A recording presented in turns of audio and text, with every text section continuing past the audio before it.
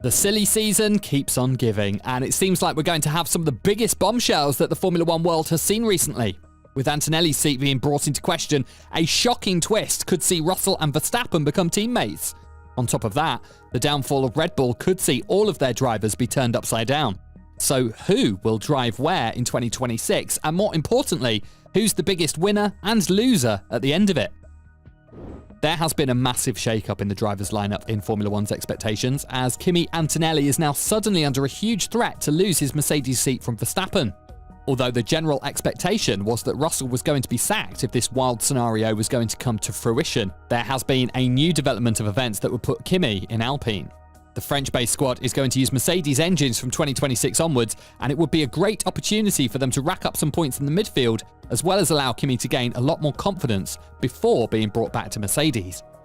Of course, this has a lot of question marks written all over it, because Kimi is doing a great job in Mercedes. Why would you want to kill his confidence by putting him in a team after knowing that the Silver Arrows will probably fight up front for the championship?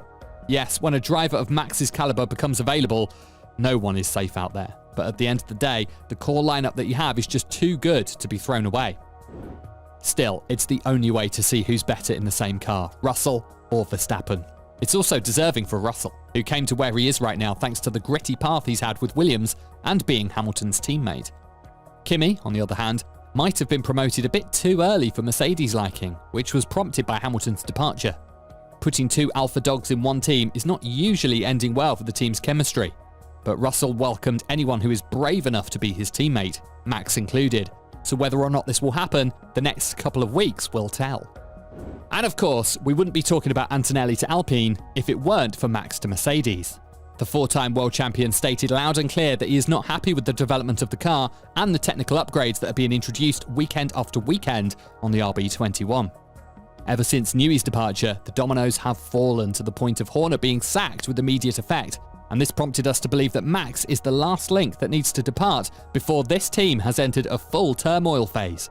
Rest assured that if Red Bull's downfall continues, Max won't be part of it. So the coincidence of Max and Wolff being in Sardinia is just too much to believe in. Wolff was very clear about his preferences. He is going to chase Verstappen for as long as he is available, and that is not going to change regardless of his drivers.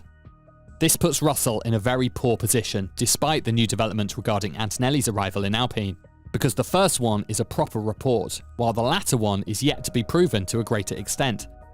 Let's not forget that Antonelli has a contract with Mercedes for 2026, so he is highly unlikely to be put under this pressure compared to Russell, despite the Brit having an amazing performance recently and being a race winner in 2025. The latest report states that Verstappen and Wolff didn't link up in Sardinia. And again, I find this very hard to believe. How big is the chance that he and the Austrian team principal are going to be at the same place in the world at the same time and not meet? Especially with all the rumours swirling, and with Horner now out of the way, Verstappen has one of two choices. Stay with Red Bull and help them rebuild from scratch, or join Mercedes and continue winning more championships under the newly regulated era. And all of this is going to ravage Red Bull. The Austrian team are going to suffer a lot from the latest changes, and they might be forced to rebuild from ground zero. What does this rebuild mean? It's literally promoting two drivers from their youth team, and believes that they have what it takes to bring them to the promised land after Verstappen's departure. In order for this to happen, Max needs to make the decision first. Leave Red Bull while he's still in a position from which he can choose, and if he does that, the Austrian team would have to promote Adjar. The Frenchman has proven to be the best option to replace Max because of a very simple reason. He is performing very well in Racing Bulls. But judging from proximate history, it has been proven that it's not really an upgrade to sit next to Max or in Max's car from their sister team. Tsunoda did very well with the Italian-based squad, and once promoted to Red Bull, he scored only 7 points. On the other hand, Lawson has 12 points with Racing Bulls after the demotion, and is now definitely pushing the narrative that Red Bull is a team with a car that can be driven by a handful of drivers. However, I don't think they are ready to go with an outside hire.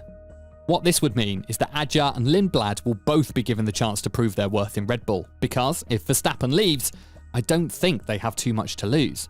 It's a low-risk, high-reward scenario in which Red Bull would see the talents of Arvid Lindblad, who is dubbed to be the next Verstappen in the team, and Adjar, who holds tremendous potential that needs to be polished with the right team. Be that as it may, Red Bull would have to be very careful about their choices because now that they'll enter a new era with their power units, they might want a bit of experience in terms of at least one driver. It's an approach that has been used by teams like Audi and probably Cadillac. So from this point of view, I think Red Bull could be put in the same category as these two teams when it comes to their drivers' lineup if they're left without Max.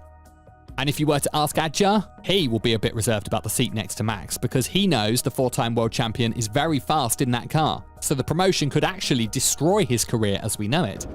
Elaborating further on this, Adjar said, "I think Max in the Red Bull is very fast. It's his car and he drives it to the absolute limit. It's a more efficient car in high-speed corners.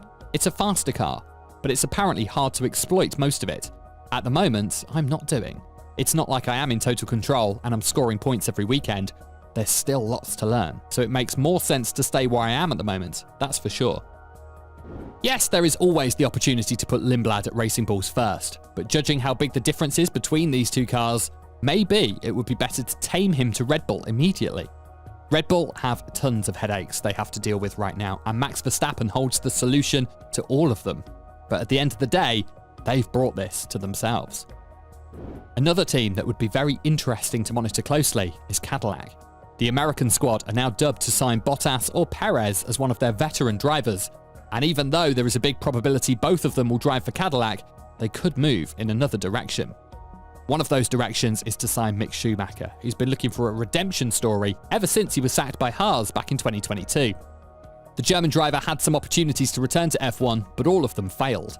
But that doesn't mean Cadillac is going to give up on him just because other teams have. A driver who has the most to prove to the Formula One world is one who has been questioned a lot and hasn't been given a proper chance. Mick has experience with driving Ferrari engines for Haas, and from this point of view, I can clearly see why Cadillac is eager to sign him. You could argue that he is one of the best options from the youth pool, and if it's not for Mick, the next best option would be Joe or Tsunoda if the Japanese driver is relieved from his duties in Red Bull. All of this is putting the entire silly season in a very great position for us to watch, and I can't wait to see who ends up where. I think you already understood who the biggest loser here is: Red Bull. They are falling apart on every side possible, and they have no idea what's going to happen in the following period because of the instability that is still present in the internal circles of the team. With all this in mind, what transfer do you think will raise the most questions and shock everyone on the grid? And more importantly, do you believe that Max and Mercedes is a duo bound to happen? Let us know in the comments below. And once you do that, make sure to click on the video that appears on your screen right now.